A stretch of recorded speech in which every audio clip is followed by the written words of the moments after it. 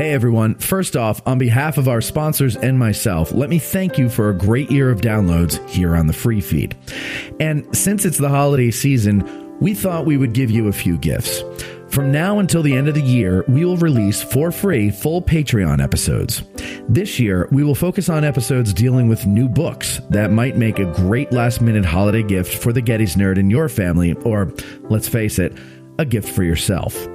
We hope you enjoy these episodes, get a hold of one or all of the books, and join our community over at patreon.com/addressinggettysburg. And that's also where you'll find this episode in its entirety. And to make it easy for you, the link is in the description. But act fast because they become patron-only episodes on January 1st. So from all of us here at Addressing Gettysburg to you and yours, happy holidays. From the Gettysburg Museum of History Studios, you're listening to Addressing Gettysburg.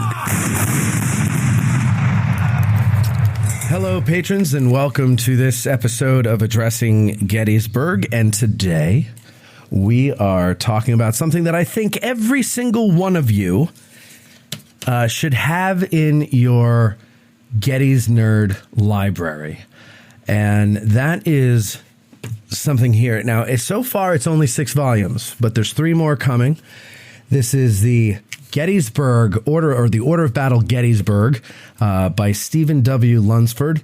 Volume 1 is the Army of the Potomac, Headquarters and Artillery Reserve, and it goes all the way up to Volume 6, which is, of course, naturally, the 6th Corps. And here you go. Look at that beautiful cover.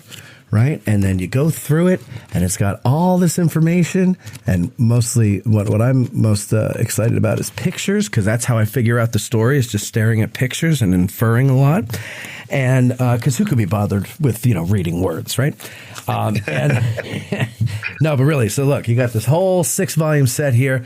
As soon as I saw it, I said, what a great idea. How is it that nobody has done this yet? That I'm aware of, at least. And I immediately went online and I ordered them. Now, normally, I don't do that. Normally, I get the author to send me a copy of the book, because if I did that, I'd be broke, right? Every time I'm going to interview somebody, I'd be broke if I had to go buy their book.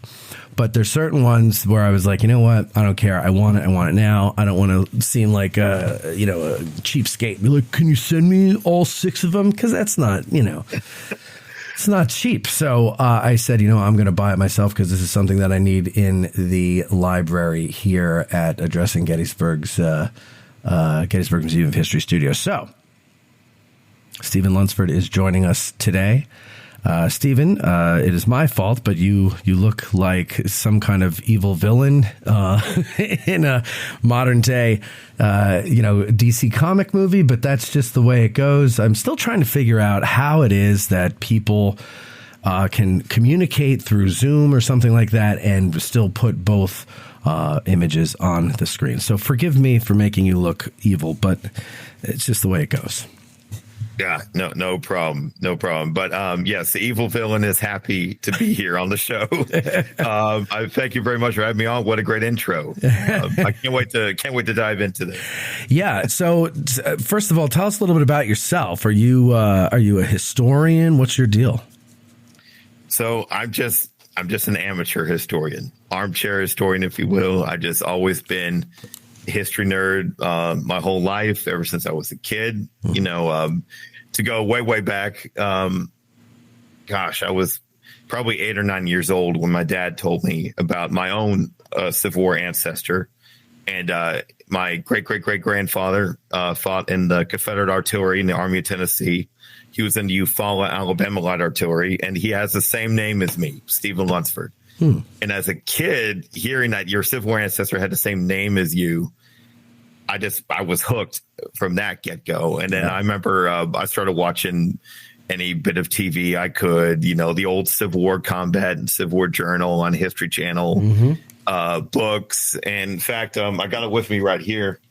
One of the first ever books I ever read on Gettysburg was this kid's book, The Battle of Gettysburg by Alden Carter. I want to say this came out in the 70s or 80s. I've never seen that one. In here. 1990. Oh my gosh, the same year I was born, 1990. So, but this book, actually, I would get this from my library all the time as a kid. And then there was a book sale at the library, and I was able to go and buy the same copy that I would check out all the time. And so this is one of my cherished possessions. Now, granted, is this the best Gettysburg book you could read? No, this is just what drew me in as a kid. Sure, of course. But the details in it were better than others, you know, and it named a couple of regiments by name, a couple of brigade commanders by name. And, you know, so that planted some seeds to like, oh, the Army's bigger than a lot of just, it's not just Meade and Lee and everybody. And so that kind of planted some seeds. And of course, the movie Gettysburg, you know, as for anyone, got me into it. And the 20th Maine, it made me want to read the 20th Maine's history by John Poland. I read that as a kid. That was probably the biggest book at a young age that I'd really dove into, and it helped me understand the workings of a regiment.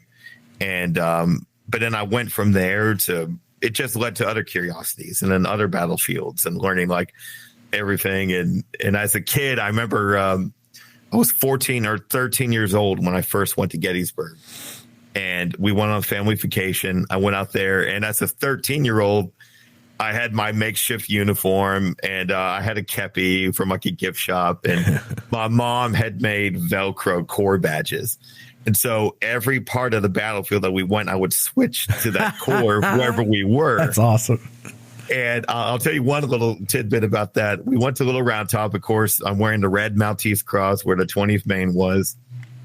And then we're going up the slope. We're going towards the New York Monument and the O'Rourke Monument. And right next to O'Rourke, there's this old reenactor who looks like he probably fought in the war. And in fact, I remember my dad saying, "Hey, look, son, it's a Civil War veteran." That guy did not crack a smile or anything. But he looked at me, this old crotchety reenactor looked at me, and he said, "Hey, you're wearing the 1st Division badge. The 2nd Division 5th Corps was up here." And I said, "Oh, okay." And I took it off and I put the white Maltese cross on. And he just smirked, and we kept going. But I don't know if he knew that was coming. Yeah, right. But, no, of course he didn't know that. Yeah, but I loved it. And that whole trip, ever since then, I've been coming back every chance I get. But yeah, I've just been obsessed with regiments and orders of battle. And again, we were talking earlier, you know, I would judge a book by whether it had an order of battle in the back and everything else. But my specialty has always been that and regiments. And so my show, I have my own podcast, Civil War Regiments, I've been doing the last 2 years now. Right. And then some of my other publications have been on regiments. And because I noticed, you know, everyone has their thing, you know. Yeah.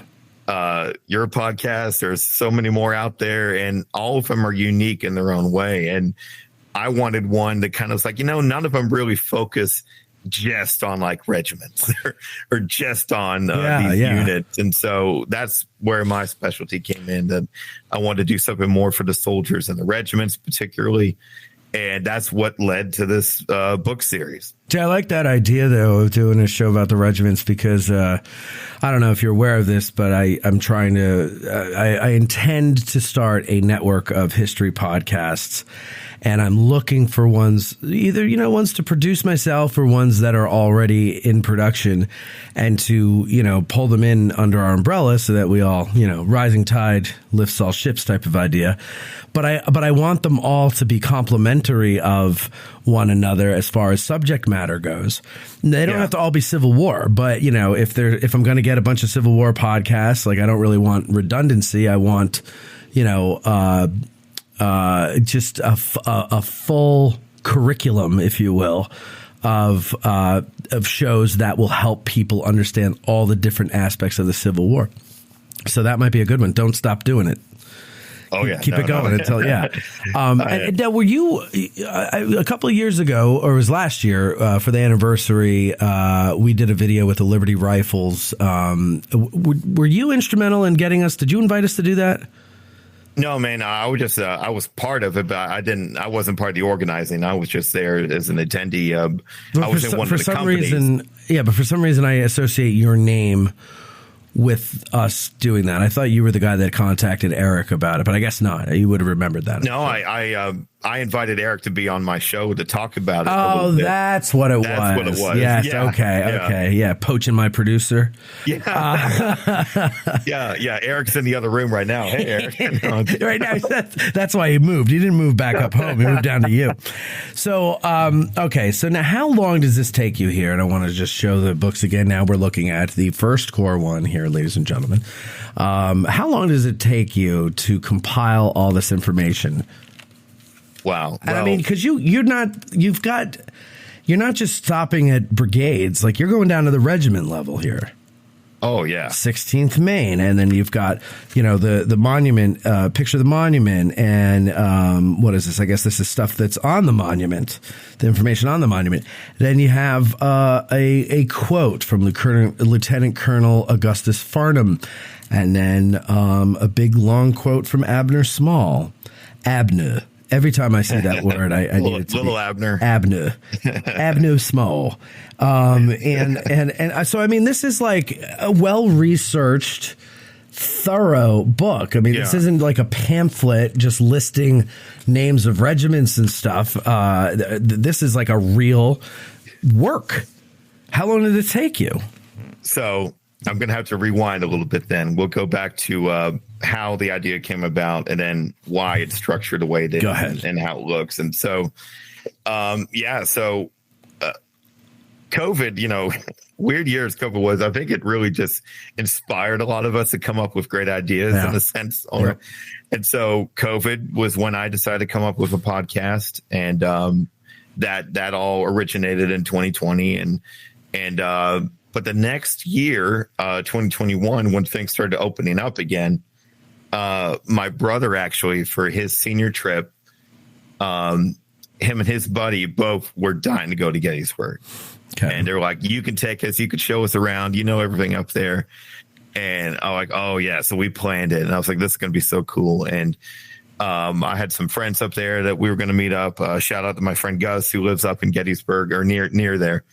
And we wanted to go, get the full tour, pack in like a 4-day visit. And my goal of that trip was to kind of get off the road. I will say every trip before then was more or less your basic regular tours. But I wanted to get off the road. I wanted to get on those deeper trails and check out some of the houses. And you wanted to get out of the car. Yes, exactly. Good segue to that. And, thank you. Which one of these days I want to get up to one of those.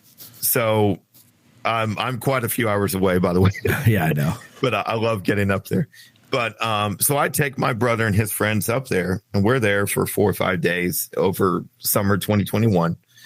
And it ended up being one of the best visits I've ever had. And why was it one of the best? So much, because we just did and saw more than I had ever done the previous 5 or 6 times I'd been. Is that because you got out of the car and explored? Yeah, we really just deep dived. I mean, I had explored before, but this time, when you go on a tour, when you go on what my friend was showing me, he would show me some of the stuff around town, some of the graffiti that still exists, like the graffiti on the side of the Jenny Wade house. Yes. Museum. Yeah. All these little nitpicky things I'd never heard of before. And I was like, it's like a light bulb went off that there is way more here the more you deep dive, and so again, I'd always been down on that regiment company level, but I didn't realize that there was ways that you can see the battlefield, break it down even more like that. And so it inspired me. And then every monument that we would go to see, I would have some kind of story or remember something about that unit.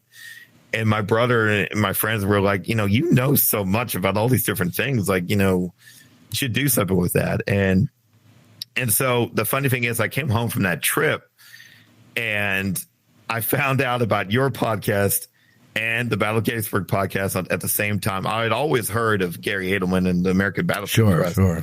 Always been watching their videos, and I started binge watching all of them. And then I started binge watching Tim's videos with the Adams County Historical Society. And then all of a sudden, Gary name dropped both your podcasts on an episode, and I immediately dove in. Mm-hmm. And then that added to a lot of the ideas. I'm hearing all these other angles and more detailed information. And I'm like, oh my gosh. And so I start taking notes of all the different books and recommendations.